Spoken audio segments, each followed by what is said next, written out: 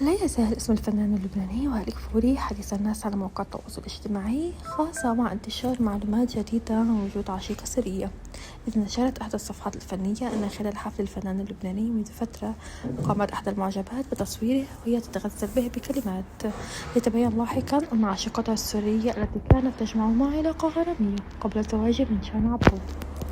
يذكر أنه منذ فترة انتشر عبر مواقع التواصل الاجتماعي مقطع فيديو مسرب ينسب إلى الفنان اللبناني وائل كفوري وزوجته، ظهرت فيه أصوات شجار بين الزوجين داخل المنزل، وفق ما أفادت به بعض الحسابات الفنية التي ازدوت المقطع نطاقا واسع.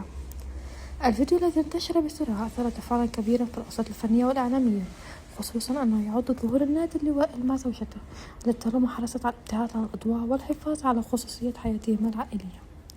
انتشار الفيديو تزامن مع إعادة تداول تصريحات قديمة لطريقة الفنان أنجيلا بشارة، كانت قد دعمت فيها وائل كفوري سابقا بعدم دفع النفقة الخاصة بابنتيهما وابتعادها عنهما كأب. هذه الخلفية جعلت بعض المتابعين يربطون اسمها بتسريب التسجيل المتداول، ما دفعت الإيراد سريعا عبر بيان رسمي.